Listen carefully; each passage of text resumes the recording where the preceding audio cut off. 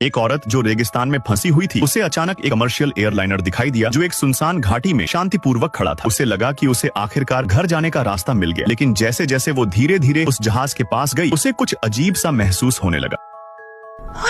चाहे वो कितनी भी जोर से मदद के लिए चिल्लाई, कोई जवाब नहीं आया। वो बड़ा सा जहाज एक अजीब सन्नाटा फैलाए खड़ा था, जिससे एक अजीब बेचैनी वाली फीलिंग आ रही थी। उसका दिल डूबने लगा। कुछ तो गड़बड़ थी उस जहाज में। फिर भी डरी सहमी सैंड्रा ने हिम्मत जुटाई और आगे बढ़कर जांच करने का फैसला किया। वो जल्दी से एक सीढ़ी पर चढ़ी और सावधानी से उस रहस्यमयी केबिन में घुसी। लेकिन जैसे ही वो अंदर गई, जो उसने देखा उससे वो दंग रह गई। अंदर का हिस्सा पूरी तरह खाली था और जब उसने कॉकपिट का दरवाजा खोला तो पहले से ही टूटी हुई सैंड्रा पूरी तरह से टूट गई। टूटी फूटी कंट्रोल पैनल, बाहर निकले हुए वायर और बंद पड़ी कम्युनिकेशन मशीनें ये डरावनी सच्चाई दिखा रही थी। ये प्लेन बहुत लंबे वक्त से यहाँ यूं ही पड़ा है। उम्मीद की जगह अब सैंड्रा को पूरी मायूसी ने घेर ली, लेकिन उसने हार नहीं मानी। वो अब सर्विस केबिन की तरफ गई, इस उम्मीद में कि शायद कुछ काम की चीज मिल जाए। लेकिन जितनी बड़ी उम्मीद उतना ही बड़ा धोखा मिला। पूरी जगह खंगालने के बाद जो एकमात्र चीज उसे मिली वो थी एक खाली पानी की बाल्टी। जैसे ही वो पूरी तरह से खोई हुई महसूस कर रही थी, उसने खिड़की से बाहर देखा और अचानक उसके दिमाग में एक आइडिया आया। वो दौड़ती हुई कार्गो बे की तरफ गई और एक टायर को बाहर खींचने लगी। फिर उसने उसमें आग लगा। जैसे ही काले धुएं का गुब्बार आसमान में उड़ने लगा, उसने उम्मीद की कोई उसे देख लेगा और मदद करेगा। लेकिन रेस्क्यू का इंतजार करने की बजाय सैंड्रा सीधा नदी की तरफ चल दी। वो बिना थके प्लास्टिक एक छोटे कंटेनर से बाल्टी में पानी भरने लगी। इस दौरान उसकी निगाहें लगातार दूर दराज के इलाके पर टिकी थी और वहाँ दूर एक कीमती चीज उसका इंतजार कर रही थी। अजीब बात ये थी कि इतनी प्यास होने के बावजूद सैंड्रा ने खुद एक घूंट तक नहीं पिया। जब आखिरकार सैंड्रा उस रहस्यमयी जगह पर पहुंची तो उसे एक ऐसी सच्चाई का सामना करना पड़ा जो उसके लिए सहना बहुत मुश्किल था।